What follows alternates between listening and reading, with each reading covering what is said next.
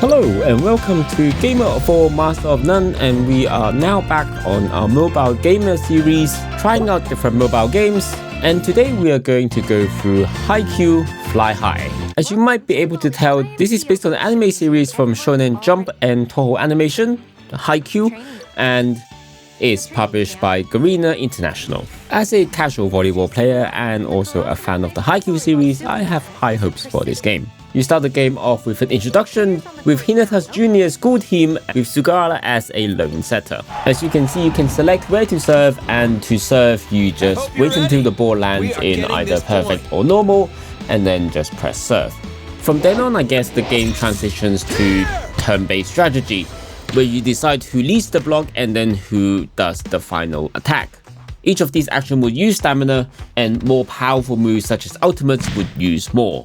As you would expect, you cannot just keep spamming the ultimate as there is a cooldown.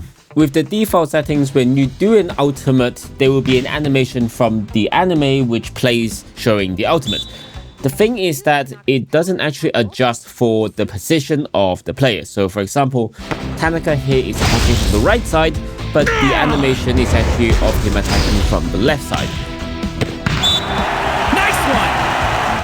I don't particularly like that, so I just turn it off and it's better. Yes! It makes the gameplay a little bit less interrupted by the animations, and it also means you can also see from different angles as well. Okay. Not to say it hasn't got its problems. For example, this slide attack from Hinata, if we are doing a slide attack in real life, it wouldn't look like that. To be honest, the slide attack wouldn't even be an option. The last mechanic of the main gameplay is Team Morale Awakening. As you can see, the player of Datecore is shining, and our team also just activated Team Morale Awakening, which essentially means that all the stats are boosted. From player level 7 onwards, you can enable autoplay, meaning that this essentially becomes an idle game and you don't have to do anything to actually play the game. Personally, I think you should at least have to play the stage once to enable autoplay, but that's just me. The final aspect in gameplay is that once you reach a certain point, I think that's player level 12, you can unlock this overhead mode where you'll no longer see any animations. I'm not sure what the use case for this is. I guess it conserves some battery with less effects, but this would not be a mode that I would be wanting to use personally. In certain game modes, you can also quick clear once you have achieved 3 stars in the mode, essentially letting you farm material really quickly.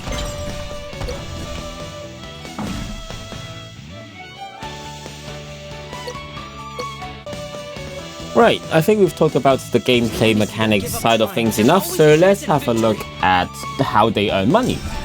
Gacha, obviously. So as you progress through the game, complete beginner missions, campaign missions, etc, you will earn rewards like recruit tickets and crystals where you can pull characters. The first pull where you get Hinata is free, and it also shows you that you can change your players around to create the best lineup. I just normally use the auto lineup function, which takes into account where your strongest players are, as well as any team up bonuses. For the initial newcomer recruits, you are guaranteed one SSR character where you can reset it up to 10 times. I didn't particularly care about who the meta is, as I was still having a look around the game, but I just reset it once and got Tanaka as an initial goal to just fill in Karasuno characters. As you can see, there are many banners for different characters, and really as a free-to-play player, you probably don't have much chance of getting the characters that you want.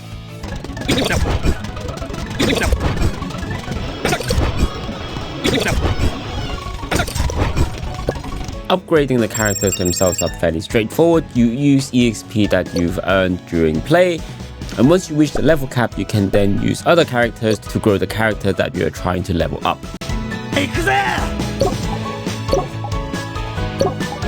I haven't explored too far with this because the maximum level cap that you can get for each character depends on your account level, and I haven't gotten to account where I can max one of characters either. But I can imagine this to be a very grindy process.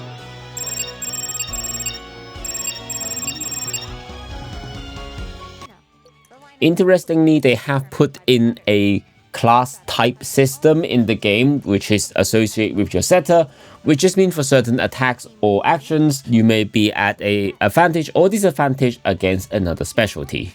Is block.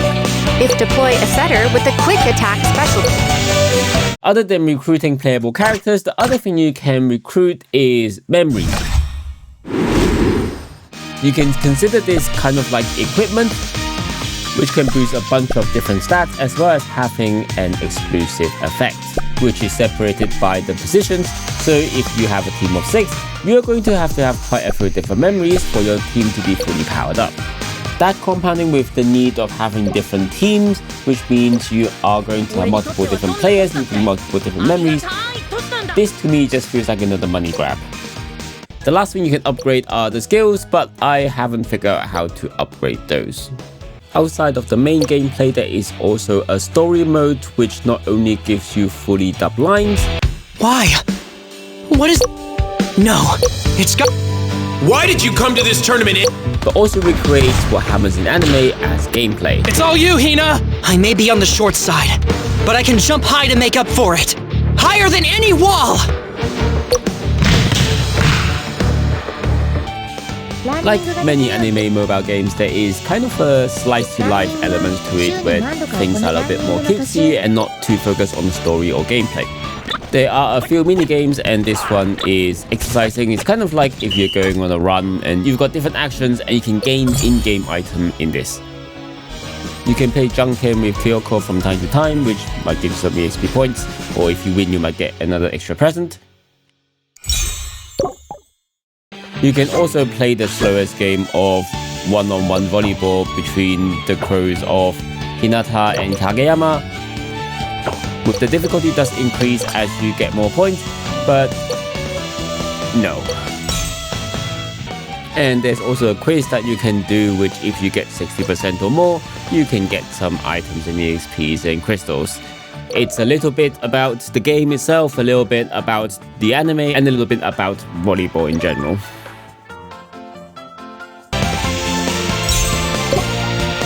Hidoka also has her own minigame, which is a silhouette guess, so you just look at the shadow and guess who the character is. I mostly just guess based on their hairstyle. One final little thing to talk about is the base, and essentially is like Sims, I guess, where you kind of set up the environment for different characters and then at some point they will give you gifts. So you can set up the common room, the training room, the study room, etc, etc. It's just a little fun addition, so you can personalize the world that the characters are in, and you can maybe also see some cute interactions and just chibi forms of the characters that you like. This being a mobile game, there's going to be lots of events and different shops and different skins that you can get. This is obviously one of the ways that they're going to get you to spend money. If you do like this gameplay, if you do like collecting different characters in different stages and making your own dream team in Haikyuu, then go for it. This is just not for me. This game doesn't really draw me in. The gameplay is not great. The amount of characters there is overwhelming. The amount of banners is overwhelming. The amount of events and ads to try and get you to spend money is just too much. So for me, this is a pass. This is not going to stay in my games list. But let me know your thoughts if you have played this game. Hope you like this video, and I'll see you in the next video of Gamers of 4 Master of None. Bye!